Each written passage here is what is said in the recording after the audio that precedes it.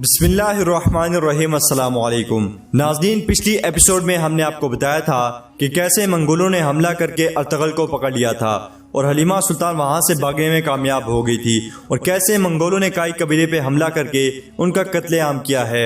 नाज़रीन, आज की वीडियो में हम आपको बताने जा रहे हैं ड्रामा सीरियल अर्तगल गाजी के सीजन 2 एपिसोड नंबर 2 में क्या होने जा रहा है। तो नाज़रीन, मजीद डिस्कस करने से पहले आप इस वीडियो को लाइक करें, चैनल को सब्सक्राइब करें और बेल आइकॉन पर लाजमी क्लिक करें और अपनी कीमती राय का इज़हार कमेंट बॉक्स में लाजमी करें। नाज़रीन, इस एपिसोड के शुरू में आप देखेंगे कि काई कबीला तबाह हालत में दुर्दरगा कबीले के पड़ाव में पहुंचता है, जो कि अर्तगल के मामू खुशनूद का कबीला है। जब दुर्दरगा कबीले के लोग काई कबीले को इस हालत में देखते हैं तो हाइमा खातून का भाई सरदार खुशनूद, जो दुर्दरगा कबीले का सरदार है, वो अपनी बहन के पास आता है और अपनी बहन से पूछता है, क्या हुआ बहन, क्या हुआ तुम्हें? जिस पर हाइमा खातून कहती हैं कि मंगोलों ने हम पे हमला किया है, हम तबाह हो गए हैं। और फिर सरदार खुशनूद पूछता है कि अर्तगल और गुंदुगदू कहाँ हैं? जिस पर हाइमा खातून कहती हैं कि जब हमारा काफिला आराम कर रहा था तो अर्तगल और हलीमा सुल्तान ताज़ा दम होने के लिए जंगल की तरफ निकले थे और गुंदुगदू काफिले के साथ था। ये सब बहुत जल्दी हुआ है, कुछ पता नहीं कौन कत्ल हुआ है और कौन जिंदा है। नाज़रीन, इसी दौरान आप एक बहुत ही दर्दनाक सीन देखेंगे। दिली दमीर एक घोड़ा गाड़ी पे अपनी बेटी आइकिस को लेकर आते हैं, जो मंगोलों के हमले में मुकम्मल तौर पर जल चुकी होती हैं। दिली दमीर को देखकर दुर्दरगा कबीले के आरिफ नामी तबीब उनके पास जाते हैं तो दिली दमीर कहते हैं कि आरिफ भाई, मेरी बेटी की मदद करें, उसको बचा लें। और फिर वो आइकिस को उठाकर तिबी खेमे में ले जाते हैं और हाइमा खातून अपने भाई सरदार खुशनूद के साथ उनके खेमे की तरफ जाती हैं और खेमे के आगे सीढ़ी में बैठ जाती हैं और कहती हैं, मैंने ऐसी बड़ी फौज कभी नहीं देखी। वो रोते हुए कहती हैं कि एक तरफ वो हमारे मर्दों पे हमला आवर थे और दूसरी तरफ हमारी औरतों और बच्चों पे हमले कर रहे थे। काई कबीले ने बहुत सी जंगें लड़ी हैं, लेकिन इस शिद्दत का हमला हमने पहले कभी नहीं देखा। जिस पर सरदार खुशनूद कहते हैं कि लगता है मंगोल हमारी तोक़्क़ो से पहले हम पर हमला आवर हो गए हैं, आगे आने वाले सख्त दिन हमारे मुंतजिर हैं। इसी दौरान वहाँ सरदार खुशनूद का बेटा तैमूर आता है। वो हाइमा खातून से मिलता है और कहता है, मेरी फूफो जान, मुझे आपके नुकसान का अफसोस है। मैं कसम खाता हूँ, जिन्होंने आपको तकलीफ पहुँचाई है मैं उन्हें नहीं छोड़ूंगा।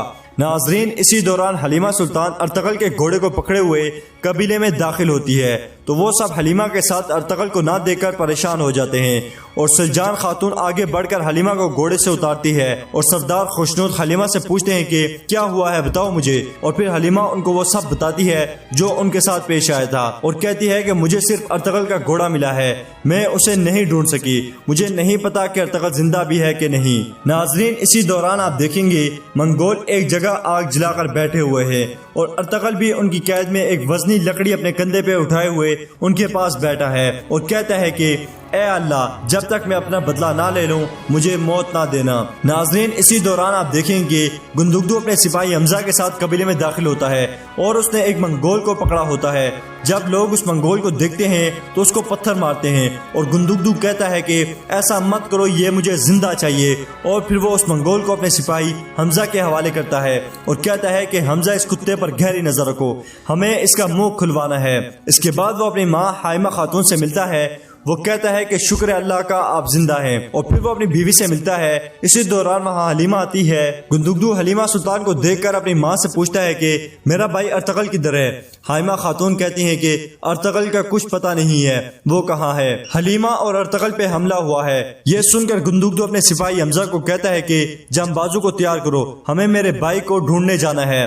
और फिर गुंदुगदू कहता है कि तुर्गत और दोहान कहाँ है? इनकी भी कुछ खबर नहीं। इसके बाद सरदार खुशनूद गुंदुगदू से कहते हैं कि आओ खेमे में चलें, वहां बैठकर सोचते हैं और फिर कोई फैसला करते हैं। इसके बाद वहां सरदार खुशनूद का बेटा तैमूर आता है और वो गुंदुगदू के गले मिलता है और गुंदुगदू तैमूर को कहता है, अगर हम इस मंगोल कुत्ते का मुंह खुलवा लें तो हमें उनके ठिकाने का पता चल सकता है। इस पर तैमूर कहता है कि आप थोड़ी देर हमारे कबीले में आराम करें, मैं इसको देख लेता हूँ। इसके बाद तैमूर उस मंगोल सिपाही के पास जाता है और उसके हाथ की 2 उंगलियां तोड़ देता है और उसको कहता है, अगर तुमने मुंह ना खोला तो मैं तुम्हारी सारी हड्डियां तोड़ दूंगा। और फिर वो मंगोल सिपाही दर्द से बेहोश हो जाता है। तैमूर वहां खड़े एक सिपाही जाबिश नामी सिपाही को कहता है कि जब ये कुत्ता होश में आए तो मुझे बताना। और फिर तैमूर भी खेमे में चला जाता है और जाकर कहता है कि वो बेहोश हो गया है। जाने से पहले हमें उसका मुंह खुलवाना होगा।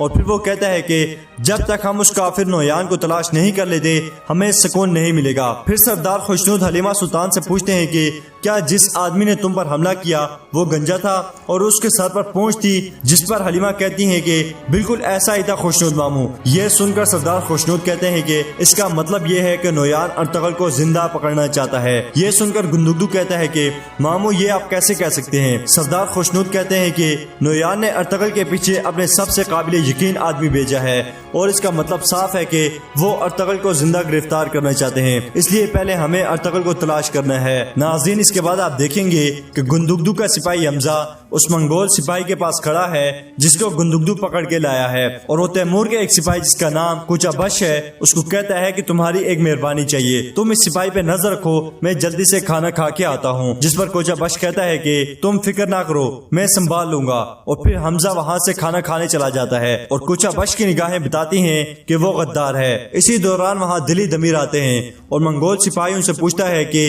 आप कौन हैं?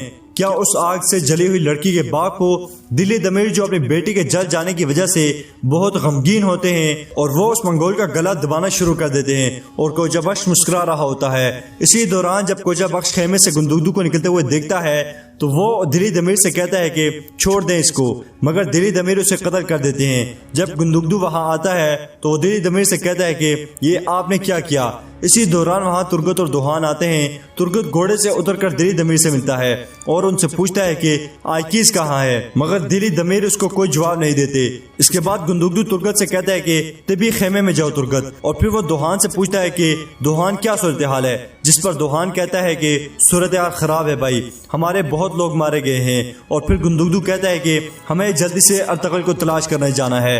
ये सुनकर दुहान कहता है कि क्या मेरे आका यहाँ नहीं है? जिस पर गुंदुगदू कहता है कि नहीं। यह सुनकर दुहान परेशान हो जाता है। नाज़रीन, इसी दौरान तुर्गत तिबी खेमे में जाता है और अपनी बीवी को जले हुए देखकर बहुत रोता है और कहता है मेरे अल्लाह मैं मर जाऊंगा। नाज़रीन, आप देखें कि दुहान हमजा और अब्दुर्रहमान के साथ खड़ा है और कहता है कि हमें अर्तगल भाई को अकेले नहीं छोड़ना चाहिए था।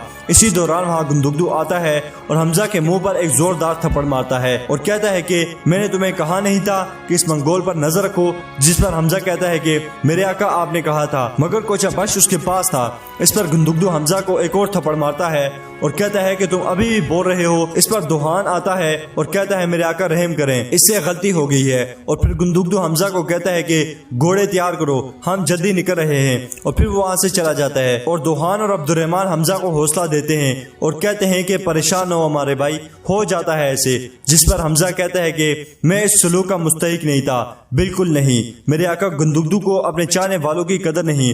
और वो गमगीन होकर वहां से चला जाता है।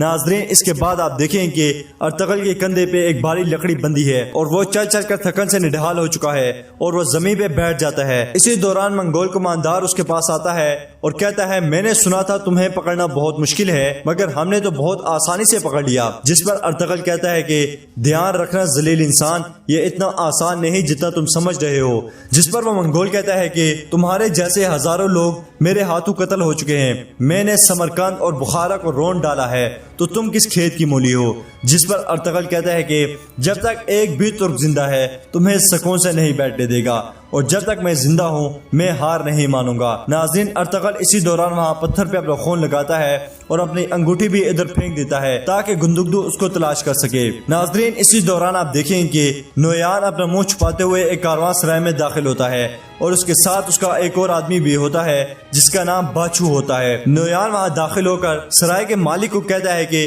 हमारे लिए खाना लाओ और फिर बैठ जाता है। वहाँ 3 तुर्क सिपाही भी बैठे होते हैं और मंगोलों को और नोयान को लान तान कर रहे होते हैं और कहते हैं कि इन मंगोल कुत्तों का अभी तक किसी मर्द से पाला नहीं पड़ा। इसी दौरान नोयान, जिसने अभी तक अपना चेहरा एक चादर में छुपा के रखा होता है, वो उनसे पूछता है कि अगर नोयान तुम्हें नजर आ जाए तो तुम क्या करोगे? जिस पर एक सिपाही खंजर दिखाते हुए कहता है कि मैं इस बेगैरत इंसान को इस खंजर से कत्ल कर दूंगा। ये सुनने के बाद नोयान अपने साथ बैठे हुए शख्स को कहता है कि बाछू तुम तैयार हो? तो वो कहता है मैं तैयार हूँ और खड़े होकर ढोल बजाना शुरू कर देता है। और फिर नोयान एकदम से खड़ा होता है और उस जगह मौजूद तमाम सिपाहियों, बच्चों और औरतों को कत्ल कर देता है और वापस जाकर खाने की टेबल पर